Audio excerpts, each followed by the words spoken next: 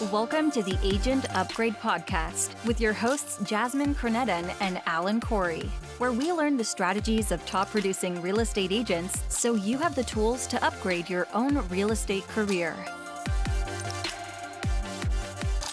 All right, boys and girls, I'm super excited about today's show. We've got an amazing guest on, Anna K, who is Anna Kilinski. She's an amazing real estate agent, investor, mother, powerhouse of a woman that I think we are going to have such a good time picking her brain and figuring out what it takes to become a real estate agent that can look back on her accomplishments over year to date, or not year to date, I should say life to date, and say like, well, I've closed about give or take about $500 million in transactions, right? So I'm very excited. What about you, Alan? What are your thoughts? I think anyone who's been doing this for at least a year and does their business in town, you've probably done a deal with Anna K in town, Anna Kilinski and her team. You nailed it. The powerhouse. It's also real estate royalty. She's everyone strives to be Anna K, and I'm so excited to have her on our team on our show so we can pick her brain about her and her team. So let's get into it. All right, Anna, thanks for joining us here at Agent Upgrade. So happy to be here. And like a true real estate agent, I'm at a coffee shop working out of my trunk. Yeah. So guys listening, even Anna K does this. Like this is it doesn't stop. It does. You start your life in a coffee shop, and you're even at the pinnacle, you're still working out of a coffee shop. You're still working at a coffee shop. I like it. To me, that makes every day a little bit different. And honestly, I know we bumped into each other in a lot of coffee shops, and we probably both find clients there too. That's not why we're there, but it ends up happening. So. Let's get started, Anna. So I know you've been in the business for a while and you've grown your team. Can you kind of give us how you got started in being an agent and how you grew so fast? Absolutely. Well, fast is relative. Are we talking snails or rabbits? I'm just kidding. So yes, I have been in the business for 15 years now. I think I just ticked from 14 to 15. And I have been very slow and methodical. A lot of people like to mirror and match and put people on a pedestal that they've seen that have reached the top of their career, the top of the board, the top of their office or whatever, but they don't really understand the journey on necessarily how they got there. And I am so enthusiastic to be able to share my journey, and hopefully if anybody's listening that is just trying to get started or just trying to take that next ceiling of achievement and break through that. We all hit plateaus in our career, and I feel like I've hit a lot of those and have had a lot of failures. So I'm happy to open any door you want to go through today. So 15 years ago, I would say that was probably 2007. And if anybody has been in the business that long, you understand what type of environment I was entering into. That was probably one of the wildest markets of all time. People were paying top dollar for homes. Might sound familiar. But what happened after that was different than something that we may ever experience in our lifetime.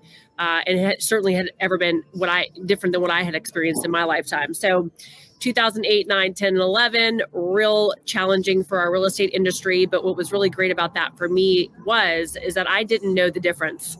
I just kind of came into it new and everything was great, but I wasn't having any traction. I was working for a local builder, wasn't trying to sell real estate until 2008. And my very first sale was a $64,000 one-bedroom condo, which was a foreclosure. And the stack of paperwork was about this thick. And I learned about everything that I needed to know in that moment. And since then, almost every transaction has been easier than that. So I was really grateful to cut my teeth the hard way. And I think that's one thing I want to tell anybody that's listening that's trying to find traction in this market is be okay doing the hard things and doing them earlier in your career such that you have a really wide tool belt of things that you can pull from so you can serve a multitude of different clients. So that was where I got started. I want to say the rest is history. I hired through, just growth and failure. I think that I did not start adding leverage to my team until I understood that I had maxed out my ability to perform and what I was capable of taking on. And then I would slowly start to bring in leverage. And our model here at Keller Williams is that we start with operations before we hire sales talent, because if you don't have a framework for systems and processes and how you do things and be able to leverage those salespeople, then you're just going to have a lot of people that are trying to take charge and sell a lot of real estate with no back end systems or processes. So that's pretty much how I got started, and I'm happy to unfold that depending on what direction you want to take this. Yeah, no, that's great. That was my follow-up question, was how do you know when you make that transition? It sounds like, yeah, you had more than you could handle. You got that operations person. How far into your career was that? So I'll back up and I'll answer a question that you didn't ask that helped me understand, like, when was that the right time? And I will tell you that I probably didn't do it soon enough. Looking back at my career, there's two things that I would have done differently. One of them was I would have hired leverage sooner, and I would have decided that I'm going to spend all of my time either doing something that brings me joy or doing something that makes me money. Yeah. And if it doesn't fall in one of those two categories, I need to get it off my plate. And I didn't do that soon enough. And I'll answer your question to that. And then the second thing was hiring a coach earlier in my career. So those are the two things I would have done differently. But thinking back, when I hired my first admin, was a contract to close coordinator that was paid per transaction. And I think at the time it was like $295 per transaction. It's gone up a little bit since then in the last 15 years because, inflation. Yeah. And so I had this person who I paid basically $50 if it terminated, or $295 at closing, which was a lot of leverage for me because I didn't want to have to chase down the lead-based paint signature or get that, buyer brokerage extended, to a certain date. So there are all the little nuances of paperwork that just was not my joy. I got off my plate. And I would say I did that probably year 3. And I think I was probably around the 5 million mark when I did that. I think for new agents, that needs to be something. First of all, you should have maybe 1 or 2 or 3 transactions where you understand the process, and then you need to ditch that and delegate that immediately. Mm-hmm. That's not a dollar productive activity for us salespeople. Mm-hmm. Mm-hmm. Yeah, I think in my business that goes like hiring a processor immediately. That's what you got to do, and it's the same thing. Like, yeah, I can process my own file, right? But you got to get that person in that's much better at it. So I find that, so once you have how do you make, so there is this feeling you have a contract to close person working for you, right? But how do you make that transition from just hiring somebody on a per file basis to saying, okay, I need somebody that I'm going to pay $50,000, $75,000, $100,000 a year to be my person? So when did that come? That when did you make that shift from just being a contract to permanent? Well, so 2 things around that. I remember, and my dad is in real estate. He grew a brokerage in New Orleans. He never sold real estate, at least not on purpose. That's what he says. But I remember telling him, that I felt like I couldn't afford a real estate assistant. Like I can't afford help, Dad. Like that's just going to break me. And he said, if you had an assistant, you could afford an assistant. And that was a big eye opener for me to understand the value of my time and how I spend it. And the other paradigm shift that I kind of went through was that I'm not spending $50 or $75 or $100,000 on this hire. I'm spending 3 months of their salary. I'm doing a 30, 60, 90 trial period, knowing that, like, look, we're taking a risk on each other. You want to get into the real estate business? I need somebody who's sharp and talented. I'm willing to lay 3 months investment on the line for you to make a difference in my business. And if you're not seeing that return on investment, why are you going to continue to pay that salary, right? Mm-hmm. So you're hiring somebody who's talented, who's willing to say, I know that I'm going to do that for you. I'm going to take that risk. I want to get into the real estate business, or I'm coming from this other organization and I crushed it there, so I know I can crush it here. Mm-hmm. And they need to be taking things from you, not putting things back on your plate, such that you can go do those things, lead generate, go on buying and selling appointments, negotiate contracts, go to closing. Mm-hmm. That's your job description as an agent, right? Yeah. Not all those other things. And I love one of the first things that I noticed about you is anytime I send you an email, I get a response with, these are the people you need to contact, you know, and I'm like, that is brilliant, right? Because right then and there, I know Anna's not going to write back to this email. One of these people is going to write back, right? And so we just kind of, those people are the ones taking things away from you all the time, right? So you're not in the, at this point, no matter how many transactions we have actually done together, I don't think you and I have ever sat there and exchanged emails about a transaction because your team. No. And when I hopped on, I was going to be like, oh, it's Jasmine. So good to see you. Like, yeah, that's so fascinating. But that just goes to show how well oiled your machine is. Well, it's not a perfect machine, right? I think every day we're doing continuous improvement. You know, we have this motto on our team called the 1 second improvement.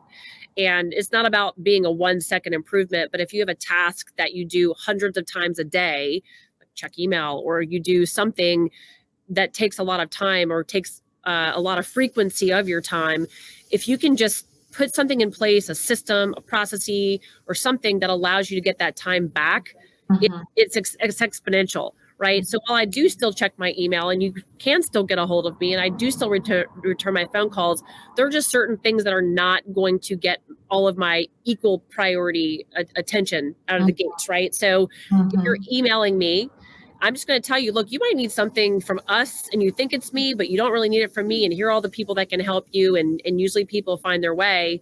And I also find that if I just let a little bit of time pass, most people self-solve their problem. Yeah.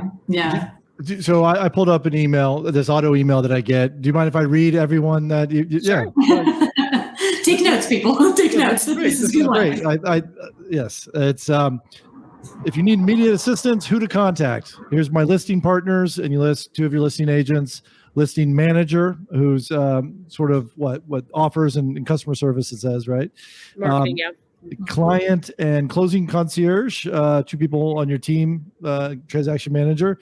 And then it says by buying partners, you list the 4 agents on your buying side, and then your operations manager, who's and what they're responsible for. Do all these people monitor your inbox, or do you just quickly forward it on, or are you? Yeah. No, my operations manager monitors my inbox, and she's busy too, right? So I actually have, I mean, this is kind of goes down a rabbit hole here, but I have a whole email filing system. There's actually this YouTube video called Inbox Zero, and I forget if that's the exact title, but it teaches you how to set up your inbox. And I have a number of filters. I use the technology Sane Later. So I get all like my newsletters and like my notifications on like who's on my, I get all this junk out of my inbox, and I look at basically the things that are the most priority in my inbox for people for me to follow up with. And I have a system of snoozing, and if it's not something I can do and I can give it to somebody else, or I don't want to do, or I have somebody that can handle it, I get it off my plate ASAP. But I just took a week-long vacation with my family skiing, and I had my operations manager in my inbox, and it was probably the first time in a number of years where I just went and was like, you know what? She's going to handle it. Yeah. She did an entire website migration with a lot of fires that popped up without me having to step in, because she had a handle on everything. So it's just do it, delegate it, ditch it. That's awesome. I love it. Do you find yourself also surrounding yourself with helpers or doers outside of the business part of it? Like in your day-to-day life, have you also found ways to delegate portions of your life that you don't necessarily have to do yourself? Yes. My husband probably doesn't like that he makes a verbal cameo on all of my sort of podcast talk teach spaces. But there was actually this, I respect, as my husband and a man, he wanted to like do his own lawn. He's like, look, I take pride. I want to push my lawnmower. It's good. Well, there was one day where our neighbor actually came over and mowed our grass for us because it was so outrageous. And I said, that's the last time we're going to have this exercise. And we hired a lawn guy on the spot. And that's just one of many people we have us with our house. Because look, I've got 2 young boys. I don't want to spend the weekend picking up yard leaves. I'm working too hard. I want to watch them grow into young men. I want to spend time with them at the park. I want to go on vacations with them. I want to relax a little bit. I want to do other things. So we have a housekeeper. that comes twice a week to tidy up. We have a house cleaner that comes every other week to clean the grossness on the baseboards, but like everything that needs to happen in life. And, inside of our business, we have a runner. I have a bookkeeper that handles all my personal and my business stuff. Like there's so many things that this life takes from us that if you're trying to do it all and you're trying to create mastery of it all, you will literally have nothing left to give. Yeah. And I have to be honest, it took me a really long time to get comfortable with that because I am a self-prescribed control freak. I want to know about everything. I have to have my hands in everything, but I don't have to be the one that does it. I can understand it without having to do it. Does that make sense? Yeah. And you can have, if you can hand off those things to people that you trust, then you can just let go. I know what's happening. I don't necessarily have to, file all those transactions myself. I can have a bookkeeper doing this for me. Or, because I feel like when you have a big team, when you have a big business, there's a lot of people that are always asking for your attention. But at the same time, you are a mother, right? That is like our number one thing, right? We want to be around our kids, especially while our kids are little. And I find that some agents, especially some newer agents, find that to be really difficult. So I find that outsourcing other parts of your life is how you get your time back to do those things that only you can do, right? Which is be a mom and run the show. You don't necessarily have to do it, but you know what's happening. And I feel like we need to give ourselves and other women permission to say, like, you don't need to freaking clean the baseboards. It's okay, but that's not your highest and best use of time right now. And I don't want to do it. Like if I were myself 15 years ago or 10 years ago, and I had some lady on some podcast telling me that I need to outsource all these things in my life, I would immediately go to my finances and I would start stressing. Yeah. But if you actually really understand what your value is, your dollar per hour worth, and you start understanding what you pay these people to, now certain things you're going to pay because you just want time and joy. Right. Exactly. But there's certain things you're going to get off your plate, like bookkeeping. Like I stink at QuickBooks.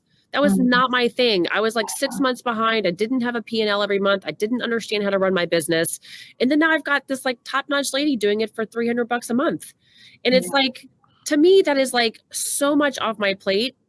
It allows me to be a better business owner. Right. Yeah. So take that across each of your areas of your life and say, what is my time worth? If I spent that same amount of time on the phone lead generating for 1 or 2 or 3 more opportunities, could I make 100x? Yeah. 100x. Yeah. Well, that goes back to what I'm squabbling about. Yeah. Well, that's where you go back to where you, at the beginning, when you said you only want to do what you enjoy and what makes you money. And if those things overlap, well, then the sky's the limit. But absolutely. But it would take you an hour minimum to do your bookkeeping every month, maybe longer, but you could probably make $300 in an hour cold calling or whatever, right? Or showing some clients and another house. So yeah, you're leveraging someone else doing the work so you can focus on stuff that you're good at and that you enjoy. Which reminds me of a book that Jasmine, you read recently, the Who Not How. Who Not How. Yeah, I don't know if you've read that one, but it's on my list. Yeah. Amazing. It's a similar concept where who can get this done, not how can I get it done in my busy schedule kind of thing. And I'll give you a little tip of something that I just started implementing just a handful of years ago. I mean, I am a very hands-on trainer teacher. So like when I've got a new staff member, but in those 15 years, I've had a lot of turnover because either we've outgrown the person or they took another opportunity or whatever, right? I'm growing as a leader. I didn't get into real estate saying, oh, I want to lead a team of 12 people or 15 people. I just said, I want to sell lots of houses. And now I'm trying to work through that. So in order for me to leverage myself, instead of every time me showing somebody how to do something new, let's say I've had 5 operations managers in the 15 years. Instead of me having to show that every time I get a new staff person, this is how you do this thing, I have a program called Loom. I pull it up on my computer. I show them once and I video record it. And now my operations manager is just building this massive training repository on how we do everything. Yeah. Set up a search, call for feedback, find the right agent for handling a referral, how to manage my inbox, like whatever it is, there's a video for it. And it's been a game changer. Is your operations manager virtual or work in an office, or how's that set up? We're primarily an in-office company, and Yeah. that's a lot to do with culture versus control. Yeah. We are actually moving to a new building that I just bought around the corner on Edgewood, which Congrats. is around dealing with the renovation right now. But Yeah. we love the energy that we have when we're all together, but also we need bunker time. So we have a couple of flexibilities in terms of our staff and what they're able to do. And our agents, of course, they're 1099, so we can't dictate, but we could say this is what we'd like to see happen. And if you're not reaching your goals, we're going to have an opinion about it. But for the most part, people really love to come in. They lead generate together. The operations team has a meeting. We have our team meeting on Wednesdays. So we have a nice flow. Sometimes it's really loud and chaotic, and sometimes it's like, are we a real estate office? Right here. I love it. So Yeah. do you feel like that your main job is really being the marketer and bringing in the deals? Is that like, because there's all these leads that come in, and every single person that comes to me through you guys is like, we're working with Anna K and her team, right? We're working with Anna K and her team. It's never like, oh, so-and-so referred me. It's always Anna K and her team. So I feel like you are always the brand. You are it. You are the brand. You are the person that everybody goes after. So do you feel that is your main job, is being on social media and everywhere? Is that who you are, is like the marketing machine, or how do you? It probably should be. I'm not right now, and that's something that's really on my goals, is to be more present. So just so you know a little bit about where I am in my journey, 2020, and again, this is all in transparency here.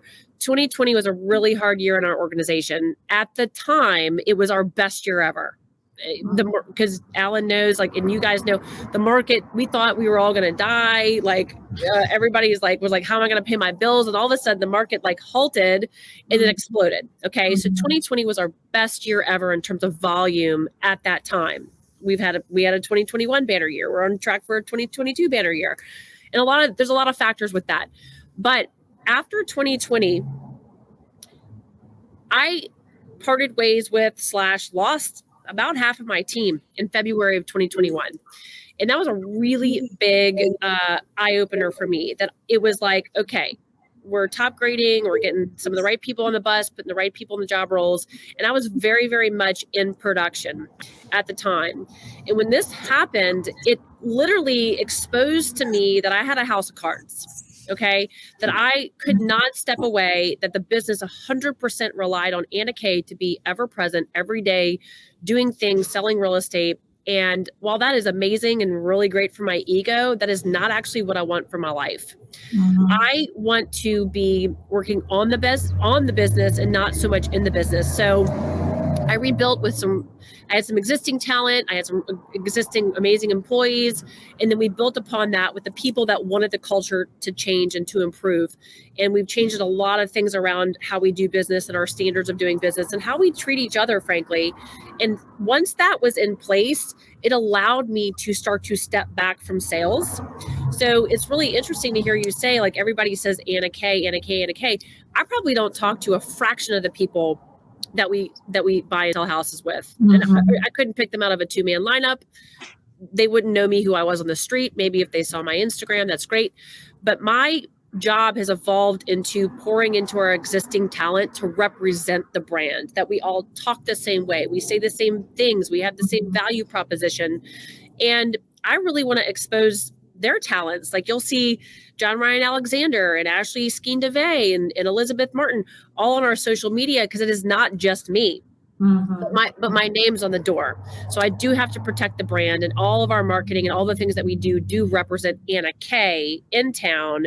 But Anna K, the person, I don't need to be at the top of the stack. You know, I feel like getting them what they want is going to get me what I want. And I think that just shows up because we've got the right people. You see what I'm saying? I've been in business with people that really want to advertise their individuality, and it becomes an ego thing. They don't understand how the whole is more together, and they're just trying to be the star agent versus being a star team. Does that make sense? Yeah. Yeah, no, that makes complete sense. there's something I've struggled with. I think I'm getting better at it. But let's say you have a client that says, Anna, I want to work with you. I don't want to work with anyone on your team. I want to work with you. I trust you. How do you respond to that? Very simply, especially if it's somebody I've worked with in the past. I said, listen, I am so flattered that you've, considered working with us again. And I said, look, things have changed since we last worked together. We've grown a very well-oiled machine. And while you worked with me in the past on the buy side, I've, let's say I'm a listing agent in this case, right?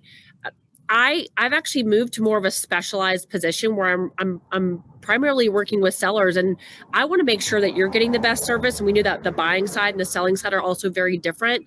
So I've developed a team of specialists that's out there every single day looking for inventory in the market that I'd love to have you have a conversation with so you can learn about what they do.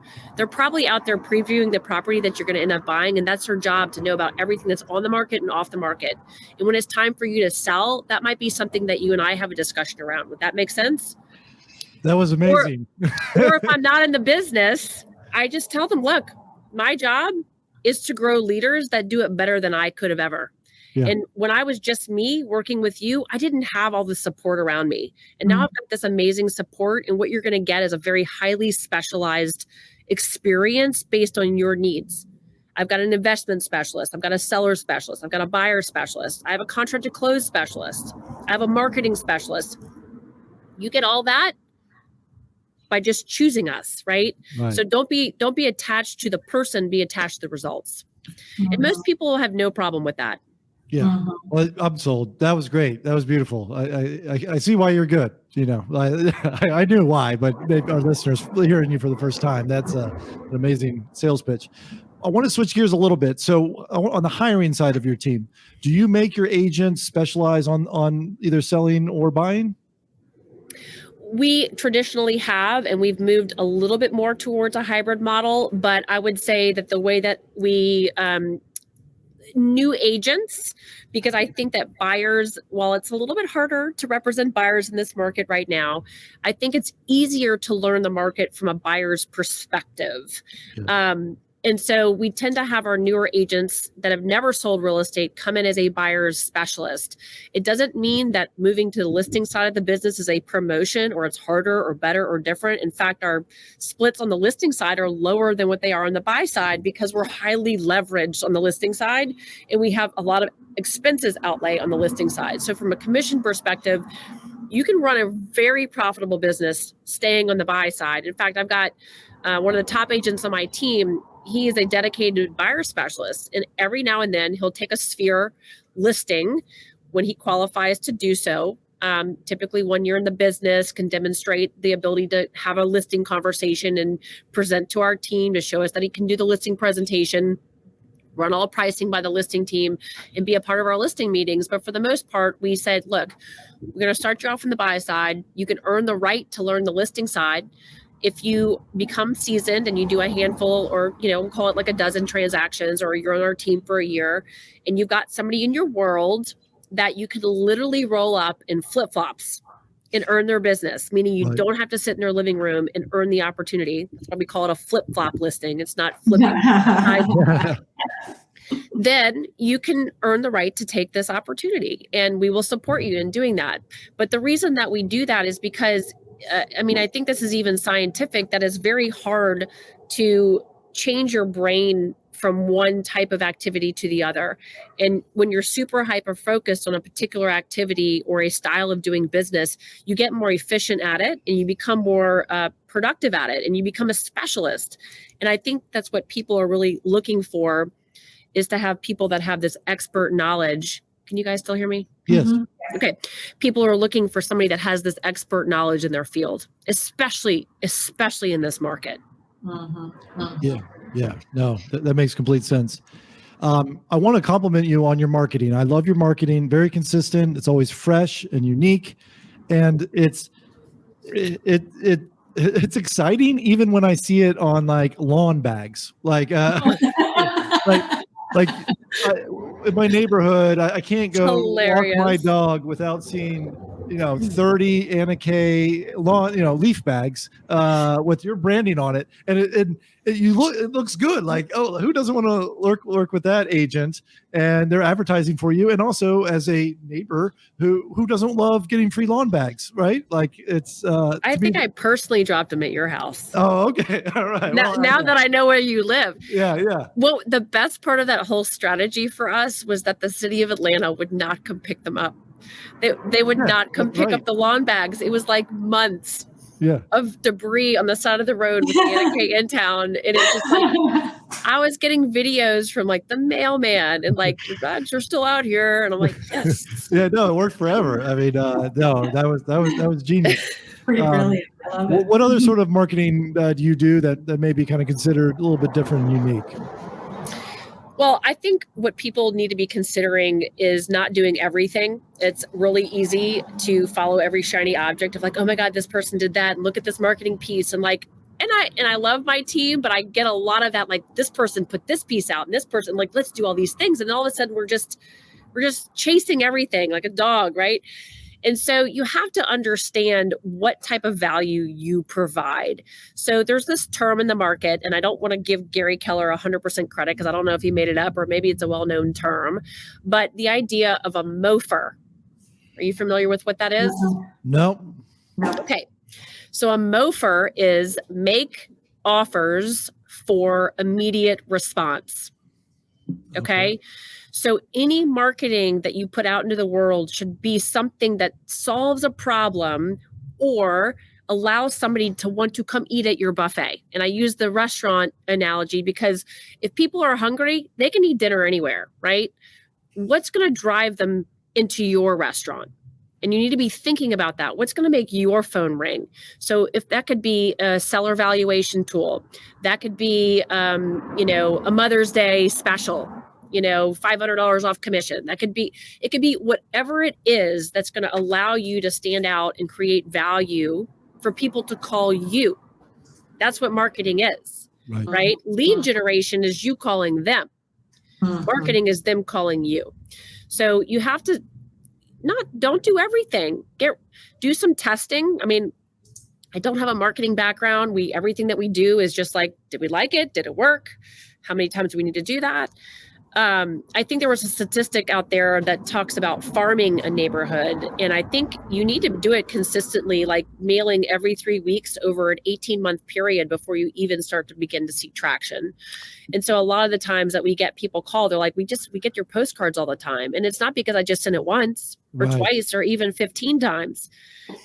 It's been years.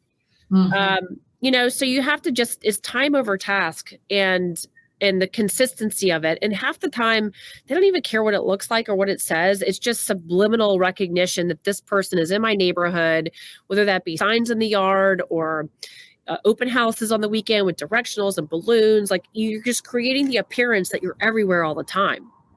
Does that make sense? Yeah. I mean, distilling what you're saying, like if I had to like wrap up what I've heard so far, the first half of this episode, you like people are probably listening and saying, that's great. I don't have time to do the marketing. And I don't have time to do this. I don't have time to do that. And you're like, well, if you had an assistant, you would have time, right? And you have you have those systems and processes in place. It is a machine because you have time to think of, hey, let's send out a postcard every 3 weeks. And this is your task. It's not yours. You're not writing it. You're not designing it. You're not putting the stamps on it. We need to do this. And it'll pay for itself because if I do it and this person's going to do it, we're all going to make more money. We're going to get more listings. We're going to get more business. And it just sort of feeds upon itself. I love it. 100%. And look, I'm not going to say anything here that I haven't talked with my staff and she knows, like, look, she and I are not designers. Now you can go hire a designer, you can get them on a retainer, they can design templates. Some people have that knack and really enjoy doing it. And I do, but it's not the best use of my time. And she's more of an operator. She's not a marketer, but she's in charge of our marketing. And there have been pieces that have gone out that I'm like, that's not what I want to put out there. But you know what? It went out. And that's what matters. That's what matters. No, it needs to get out. I agree. Some people will never send it out because it's not perfect, and sending something out is better than sending nothing out. And just 100%. just get your name out there, and you're trying. You can improve upon it later. No one's going to hold you against one bad marketing postcard or social media post or whatever it is. I had a mentor, and maybe she'll listen to this, Deborah Blue. She's amazing. She was my very first Ignite teacher at Keller Williams. She's still with Keller Williams 15 years ago. And she had a marketing campaign that I think she mailed a certain amount of homes every 3 weeks. And every single time she sent it, I think all it said was like, everything that I touch turns to sold. Now, like, I know that's like your average cheesy real estate line, but it's like, and she had like a picture of a house and maybe it was not even her listing. She got permission from that person to market it, or like that she knew that it had sold in the neighborhood, whatever. But the message remained the same. And it was so consistent over time, and people just grabbed it and they would throw it away, throw it away. But guess what? Deborah Blue was in their mailbox every month, and they knew Deborah Blue worked the neighborhood, and she crushed it as a result of that. So you don't have to come up with something snazzy every time. Just get it out. Yeah. Be consistent, right? Right. I don't use the most creative marketing on my signature. It says like top 1% agent in Atlanta, which basically means I'm in like the top 10,000 agents in Atlanta. Like it's not hard to be in the top 1%. Like if you qualify, I think you have to sell like 5 million a year. But nobody knows that. Yeah, no one knows that. I mean, my mom's impressed by it, but like if some other clients that don't know me and they're on some email, they're gonna be like, oh, wow, this guy knows what they're doing. So just put something on there, and I like it. You're branding yourself. So if you change, like if Deborah Blue changed her marketing every single postcard and had a different tagline, that's not going to work, right? You got to ingrain it in someone's brain over and over and over again. Yeah, I mean, look, okay, Mark Spain, huge mentor of mine. I mean, got his own thing going on now, but what does he put out there? What's his guaranteed home sold, right? And you know that. You don't have to think twice about it. He doesn't send a different postcard out every month. I think he's had the same damn picture for 20 years. He's aged a little bit since then. He's not the only one that offers that. A lot of people offer guaranteed home sales. The only thing I have a problem with is that he says he's the only realtor that's ever been endorsed by Barbara Corcoran, but Barbara Corcoran has endorsed me before, just not publicly. Well, on my books. She's endorsed me on my books. I've always wanted to, if I ever meet Mark Spain, I'm like, you got to stop saying that. You're one of 2 agents endorsed by Barbara Corcoran. But you don't have to be creative. It just needs to be redundant or repetitive, and your marketing consistent. Has to be consistent. Right. That's it. That's it in a nutshell. Which, by the way, is a theme with almost everything in real estate. You can't, in general. Yeah. So that's in general, right? So James Clear, author of Atomic Habits, right? So he has this great quote, and we actually talked about it on our huddle today. Love his book. He says, every action you take is a vote for the person whom you wish to become.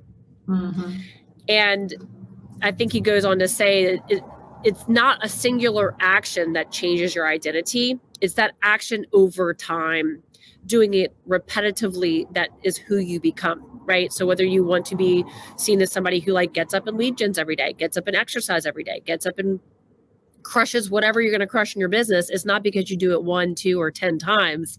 It's because you take that small action, you do it over time. Yeah. It's improving upon yourself. You're rewarding your future self. Obviously, if you want to run a marathon, you got to start, run a half mile, right? And so, but if you want to be that top agent, you got to start with postcards, right? And just don't stop. And as long as you, jog every few days, or you'll get to marathon level. And as long as you keep, that repetitive, consistent cast, you're going to. Well, I didn't start with postcards because postcards are what? It's fairly cheap. Yeah. They're expensive, right? Yeah. Right. But what's free? Social media, calling people, email, door knocking, texting, all that stuff. Yeah.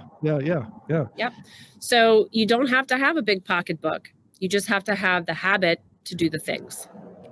Yeah. So I find myself lately, after reading Who Not How, I find myself like outsourcing things so that other people can make me have good habits. I think I'm cheating a little bit on the habit thing. So by having a trainer show up at my house 4 times a week, like he's making me have good habits because he shows up and I exercise. And then I hired a person that helps me meal prep my meals for the week. And that's really good because now I have a helper and she will prep my meals. And now I eat healthy every night because she prepped all my meals. So I don't have to spend the time prepping my meals. So I think like sometimes you could actually think around like also in your business, like if you have that person, they can make sure that the cards go out. Now all of a sudden it seems like you are consistent, but really you just have a person that's very consistent, making sure this stuff is happening. So habits are one of those interesting things that, yes, you have to have willpower, but you can also cheat a little bit by having people help you establish. I don't want that food prep person's number. Yes. A. Yes. And B, how many times would you get up a week and work out if he didn't show up at your door or she? I wouldn't. Yeah. Okay. So how is that any different than hiring someone? Right. So I think that was a big eye opener for me, was that accountability is on the, their livelihoods are on the line. My staff doesn't have a living. They can't make a living if I'm not getting up and making sure that our business is operating the way it should. Right. And that's a lot. That's a lot of weight, but it's a huge reward. Mm-hmm. I remember the first time one of the agents on my team made $100,000, and that was a pretty long time ago because many of them have made three plus times that. And I could not believe that I had created an opportunity to allow somebody else to earn 6 figures when I had gotten into the real estate business. I think I was making $52,000 a year at a job with, health benefits and all these things. And I just couldn't get my head around commission only. Like I just couldn't get my head around that. Yeah. And then one day I was like, okay, I just need to make more than $52,000 a year. And then it was like, oh my God, I did that. Then it was like, okay, now I'm going to make $52,000 a month. And I remember the first time that I made $52,000 in one day, and it blew my mind. It like blew my mind. And now I'm creating those opportunities for other people. And that's a level of accountability that if you say, you know what, I love selling real estate, I'm great at sales, but I really also love people. I love solving problems and challenges. There's a path for you in real estate that's not just sales. But you have to earn the respect. You can't just show up and lead a team if you've never done the things. So you start by just doing the things, and then people will show up because they're like, I see where you've gotten, I see what you've done. How do I get there? Yeah. Well, I think you're also bringing opportunities to yourself, that things that you probably never fathomed now come to you. And I want to touch upon you and your reality TV show on Bravo called that a few years ago, Buying It Blind. Was that something that someone reached out to you and saw your success? Is that something where you reached out and you're like, guys, I've proven myself? I'm a reality TV guy. I don't know if you know this. I've been on about 5 or 6 different reality TV shows, but I've never had my own series. But it sounds like you have a healthy habit. No, I did not seek this out. It was one of those things that I tried really hard to not do, that it kept showing back up, that I'm like, okay. Because look, if you're in real estate and you're at all on the radar, people pass your name around. Can you guys hear me still? Yeah. Yep. Okay. People pass your name around of like, you get those emails like, we're looking for the right couple to buy this home and renovate this property for some known network. I had a listing manager on my team. He was a Bravo fanatic. And he answered the phone one day, and it was just like another inquiry. And I'm like, I don't have time for that. Right. And I had a 1.5-year-old at the time. And I had just bought a new office space. So I had a lot going on. And he was like, no, you need to call these people back. And I was like, what makes them special? He's like, it's Bravo. I was like, they didn't say that. There was like some company that was, he just did a lot of research and he found it out. So I was like, fine, I'll call them. So when they explained the show to me, I said, look, I don't actually have Bravo on my TV, but what little I know about Bravo, I'm sure there's a lot of Bravo fans out there, I just don't get swept up in the drama. Like I'm not like I can't do the housewives stuff. It's just not my thing. Right. And so I just envisioned like my entire career going down the toilet because of like something that was misrepresented and like some cat fight between, me and a Remax agent or something. I was like, this is not going to be how this ends. Okay. I've worked too hard. And so I got the producer on the phone and we did a number of Zoom consults. And I think, and I will pat myself on the back here because I think they wanted something different than your typical Bravo person, because there was, a handful of agents that they interviewed that like do their hair and makeup every day. And like, this is probably the best I've looked in a very long time. So I was just like, look, I'm not your girl. Like I burp in the car, like just, I'm not who you're looking for. And I think that the fact that I kind of exhibited that authenticity, they kind of kept coming back, plus the fact that I was demonstrating that I was an expert in the field. Yeah. And what they really wanted to have were experts. And once I realized that that was the name of the game, I said, okay, you got my attention, because if you're going to paint me anything other than a professional, I'm not your person. Yeah. And so they found a really talented designer. They found a contractor who's also a real estate agent here in Atlanta. And they formed this team that had great chemistry. And we had 6 episodes. There were 6 different sets of buyers in a market where there was still no inventory. And these buyers were frustrated. They were divorcing. They were unhappy. They didn't have the budget for renovations. They just couldn't, they couldn't make decisions about anything. Or they had multiple real estate agents or whatever. And they were coming to Bravo, begging for help to be on the show called Buying It Blind. And that was where I got to go out and preview what felt like 100 properties per couple all over the city of Atlanta, Metro, all the way up to Lake Lanier, to find something that would not only fit their budget, would be something that was unattractive enough that would be really great for a show, like a flip, love it or list it, flip this house or whatever, and also create a dramatic story that Bravo would say, okay, we're in. So I would go find these properties and I'd be like, this is the property for these people. And Bravo would be like, not ugly enough. Are you kidding? Like, and there was no inventory. And so they would buy it sight unseen. And I would literally pick them up. We would blindfold them. This is very authentic. They would not see the house. They would not have the address. It was already under contract. In the show, they had closed on it before they saw it, but legally that was not possible. So we would drive them and have like a little car cam. We'd drive them to their house. We'd talk about it. They'd have all these nerves. They were like really nervous about it. They would get there. We would unblindfold them. They would see it. Most of them started crying. Not of joy or not, because it was ugly. Yeah. This is before, right? I would say one out of the 6 was surprised that they really loved it, which I was nervous about it because I thought she was going to hate it. But the other 5 cried because they were like terrified. They were like, what did you do? Like, this was our biggest investment. You totally dropped the ball here. And then we would bring in my designer and my contractor, and we would hear what they wanted based on all the things they were struggling with, and we would renovate it for them. And then we'd bring them back for a secondary reveal with the blindfolds, and they loved it. Yeah. And it was a great show. I was pregnant the entire time. So if you saw this show, it looks like I had 6 babies. Because every episode I had a baby. And I was really, really grateful to have done it. I learned that I really don't want to work in TV, that I really respect the level of professionalism and how hard those guys work. And I'm a realtor. I'm a business owner. And that was on top of everything I was doing. So, check the box. Happy to do it. I hope you guys can watch it. I think it's Bravo on demand. Yeah, I see it on YouTube. There's 3 episodes on, I guess, YouTube, it looks like. That's awesome. So it was fun. Did that lead to anyone reaching out and generating? Was it a business success in any fashion? I would say overall it was a life experience. When you are new talent, and I'm probably giving away too many secrets here, but I paid for all my own hair and makeup. I had to buy all my own maternity wardrobe. And I didn't really get paid very much for it. And so it was like, look, you're new talent, you get exposure.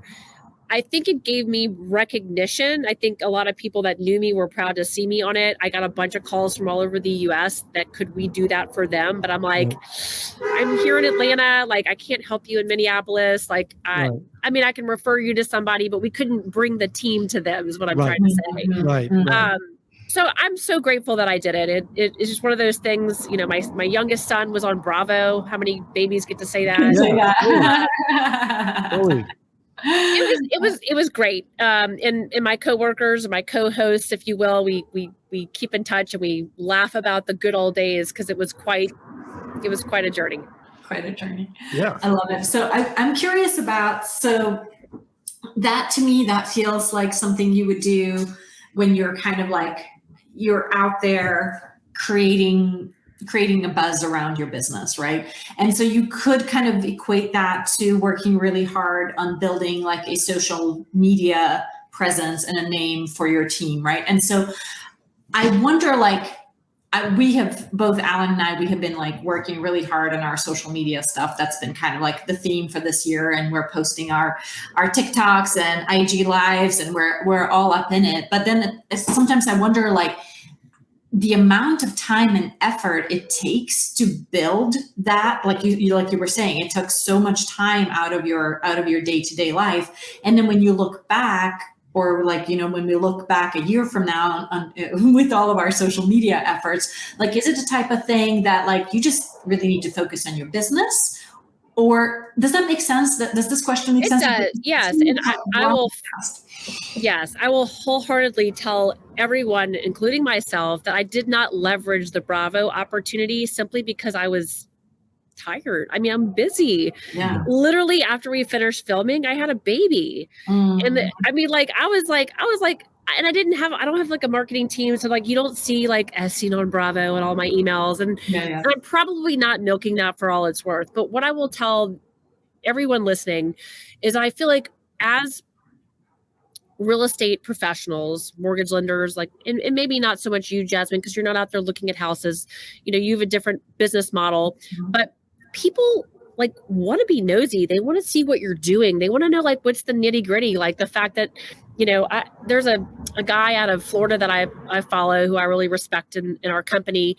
And he, like, half of his videos are like in his car, just like chit chatting around it's some neat thing that he just saw. Like, and it's not even like contrived or anything like that. It's just authentic and real. And I think if you can just layer that into your day to day and not have to make it such a, here's our social media schedule, here's how it's all going to, like, people just want to engage and they want to feel like it's a one-to-one connection versus a one-to-many.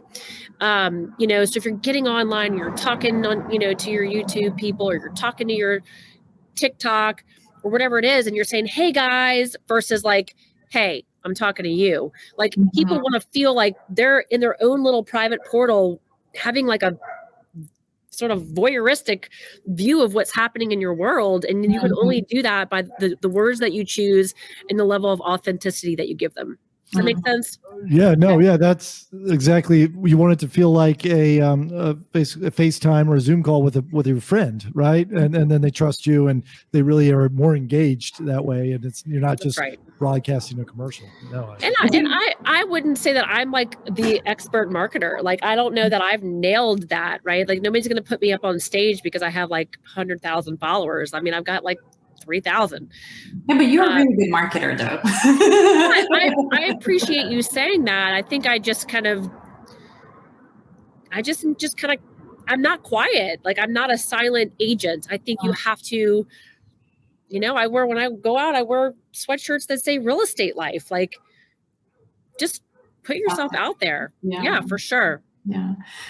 I guess I always have this question of like, especially for me, like, I'm on the lending side of things. So people kind of expect it to be a little bit more of a stuffy mortgage banker, right? And so I've always kind of, being that I've been doing this for a couple of decades, like, I've just always had like very professional, you know what I mean? Like a very professional relationship with my real estate agents and with my clients. And now I'm finding with the social media, like, now I'm like, okay, so I'm going to be in my kitchen, making a cup of coffee, in my bathrobe, talking to you. You know what I mean? It just feels like, but I feel that's where things are going. I feel like that's what people want. People want the authentic. You're not perfectly staged, but how do you keep it professional? They want to see the bloopers. I mean, they do. Like, you keep it professional by not dropping F-bombs and getting in lingerie. Right. You just can be authentic, right? It just, I don't know. Like, I think that's people are craving that right now, because if you think about what social media has done, it's sort of removed it's replaced a lot of in-person relationships. And this business is always going to be belly to belly. And the closest thing that you can get to that is being more directly authentic and really just yourself. And like, I know some people that aren't like overly gregarious or hilariously funny that have a really great following because they're just out there being who they are, and they're not trying to be somebody they're not.